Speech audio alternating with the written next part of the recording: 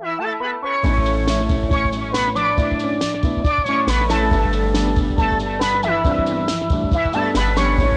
Boy Who Turned Yellow.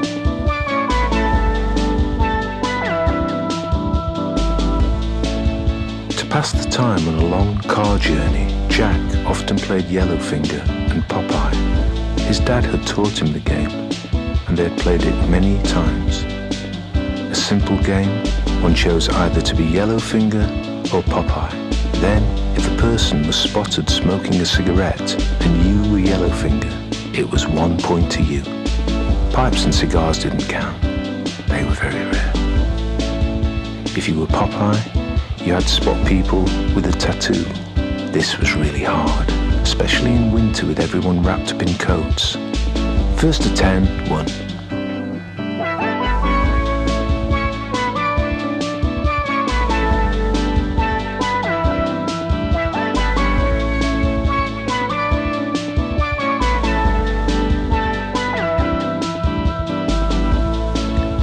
One day when Jack was Yellowfinger and beating his dad by 9-1, he asked, "Why do we call people who smoke Yellowfinger?" Dad said, "Because the chemical nicotine in the cigarette stains the fingers yellow." "Sounds horrible," said Jack. "It is. So it's a good reason never to smoke a cigarette, apart from all the other bad things that can happen to you." "Dad," said Jack, "I can see a man with tattoos smoking a cigarette." "Nearly there," said Dad.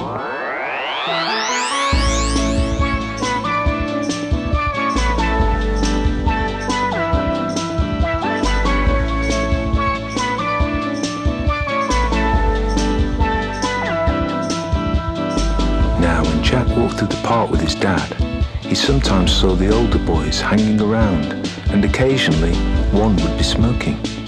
"One," he thought automatically. Then one day, when Dad went in the park cafe to get ice creams, there lying on the floor next to the park bench, Jack saw a thin, white cigarette. It wasn't a dirty, flat, stubby one that someone had squashed with their shoe, but a brand new one.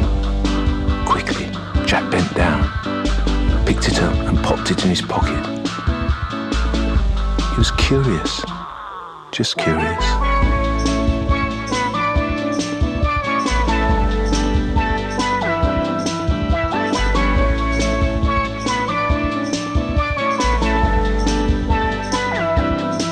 The next day, he was playing at the bottom of the garden, and the man who Dad paid to cut the grass had left his coat lying next to the shed, and on it, a small box of matches. Jack scooped them up, and with a quick look over his shoulder, went behind the shed, out of sight. He reached into his trouser pocket, and the cigarette was still there, although a little bent. He stuck it in his mouth, drew a match, struck it, and lit the cigarette. He coughed and dropped the foul weed, which immediately went out. He scrubbed it in the compost with his shoe until nothing remained, and threw the box of matches -1 back on the gardener's coat. Yuck, if that's smoking, thought Jack, and cast a quick glance at his finger. It looked all right, maybe a little creamier than the others.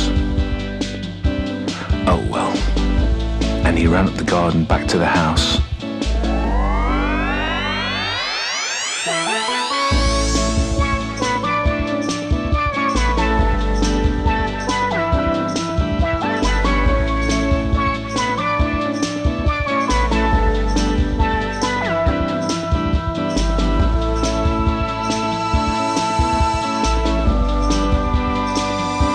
The very next morning at the breakfast table, his mum handed him his cereal bowl and said, "Have you been painting, Jack? Your hand's all yellow." He looked down at his hand, and sure enough, it was bright yellow. "Get in the shower," shouted his mum. "You can't go to school like that." But the yellow didn't come off in the shower, and over the next few days, bit by bit, Jack turned yellow. First his hands, then his arms, feet, legs,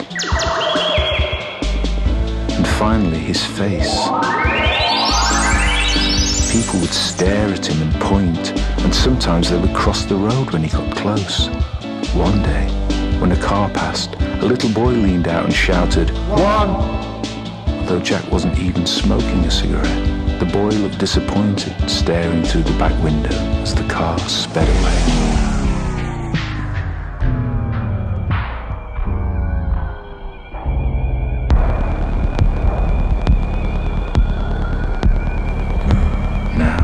If you're ever coming home from school, crossing the road, and the lollipop man is as yellow as his Belisha beacons, and as yellow as his lollipop stick, and he doesn't really need either, because he's so yellow he glows in the dark. That'll be Jack.